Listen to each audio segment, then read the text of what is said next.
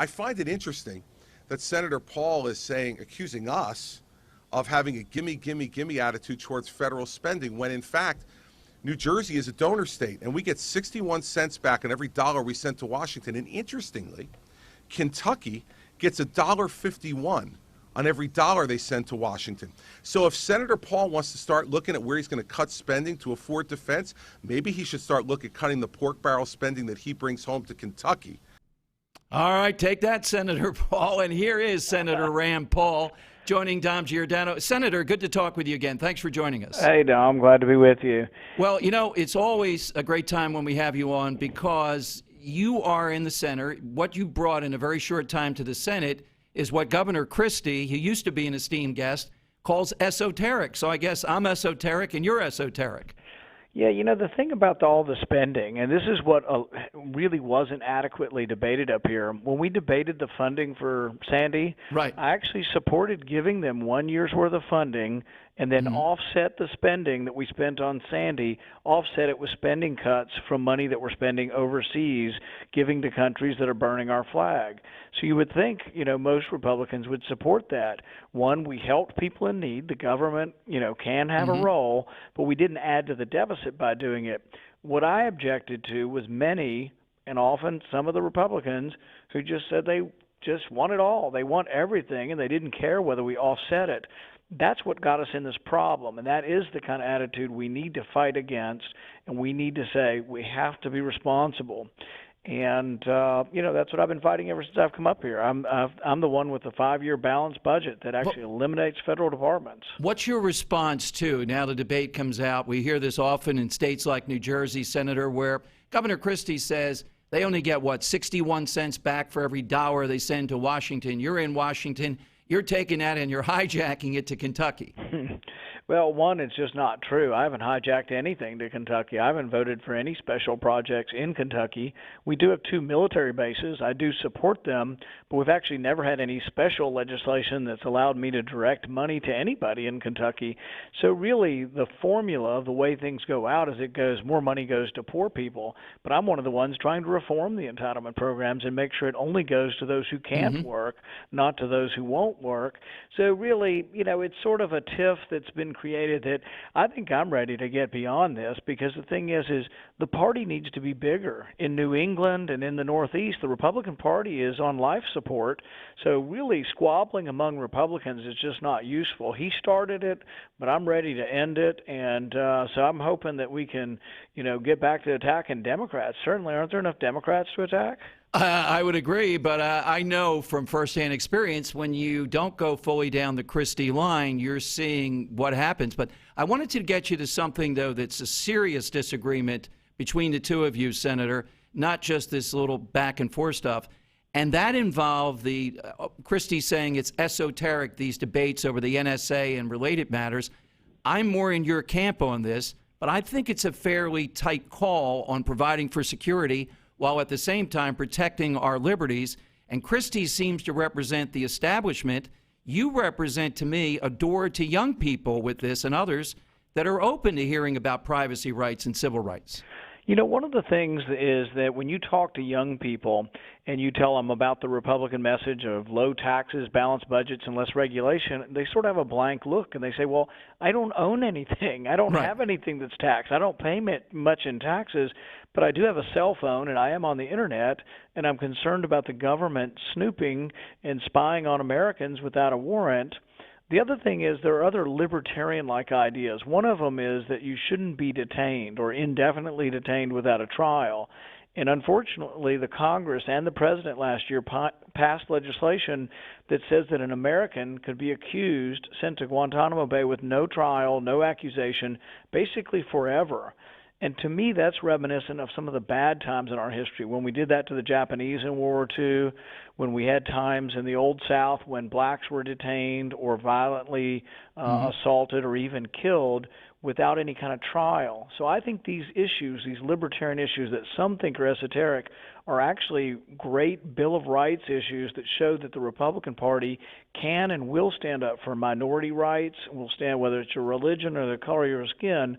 We are the party that does believe in justice. And I got to say, I and my listeners, we're charting you on this, and at times there's slight disagreement, but I haven't heard you say anything that I think is wildly out of bounds to this wacko bird stuff that Senator McCain and others talk about. In other words, I think you've been very sober about these, while differing at times. Would you have voted to defund that bill in the House last week, the NSA? Yes. I think what we need to do with the NSA, I'm for spying. I'm all for spying on terrorists, but I just want to get, go one terrorist at a time through judges' warrants and not all Americans. The fact that they're doing all Americans, to me, goes against really the spirit of the American Revolution. When James Otis stirred things up and John Adams said it was part of what we fought for, it was against warrants written by soldiers and against the idea of generalized warrants, a warrant that went to no named individual. Mm-hmm. So when we wrote the Fourth Amendment, we said you have to name the person, the place, and the things you want, and then a policeman can't write the warrant. You have to ask a judge. These were incredibly important to our founding fathers, and I think we shouldn't give up on this. And so, yeah, I think the NSA program has gone too far. Yeah, that's the gut instinct, Senator, of most of our listeners, and I've seen some of these surveys that mirror my listeners who are all about the government doing whatever has to be done to protect us, but are very concerned with where this has gone. What's the most cutting line that you seem to react to back with Governor Christie, particularly in this challenge, about the 9/11 widows? Now, that to me seemed to be really trying to paint you into a corner. I think it's a low blow for anyone to use someone's tragedy. The president has used people's tragedy to try to advance, different agendas that he has, and it's sort of the same way here. Is there anybody in America who really doesn't feel great sympathy for those who died in 9/11 and lost family members? But here's the challenge. Let me get you on the record, directly here to it. He's saying, though, what you propose would allow us to be open to this stuff again. We can't take any chances here. What you're saying may be nice in a book, but it's going to allow a smidgen of a chance to be open to that kind of attack. No, and what's wrong with that argument is if we're ever attacked again, they'll say, it was the Bill of Rights. We should have really eliminated all liberties. I think you can have both. I think you can have security and liberty, and I think you can follow the Constitution, the Bill of Rights, and capture terrorists. I have heard of no evidence, I mean zero evidence, that any of the plots that we have stopped could not have been gotten with a traditional warrant. They say they like having all this data, and they do go through it. But every instance of someone they stopped, a real informant gave a name or a suspicion of a name, and the original work was done with a warrant, and then they started combing through other records.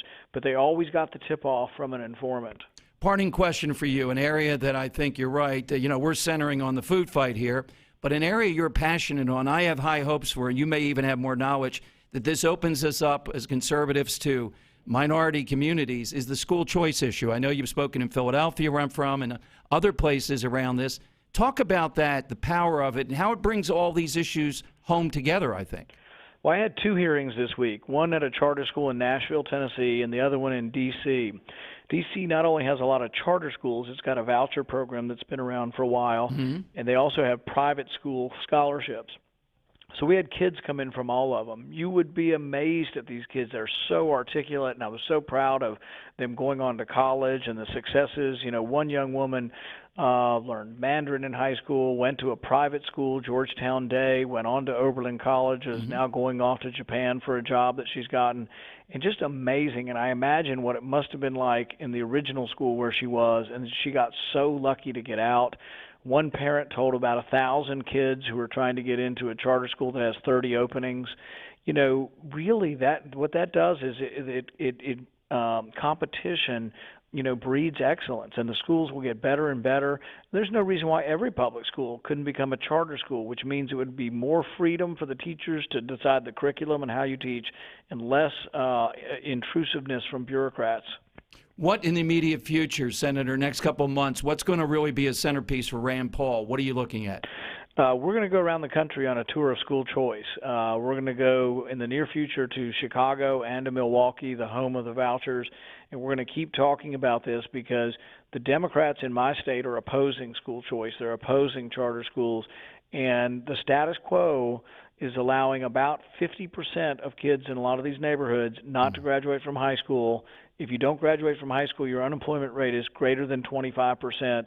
So when the president says he cares about the middle class and about people getting into the middle class, he doesn't care enough to fix the school problem, and we're going to show him that Republicans can and will. Thank you, Senator Rand Paul. Thank you very much. Thanks for all the time you share with us. Thanks for joining us. Thanks, Tom.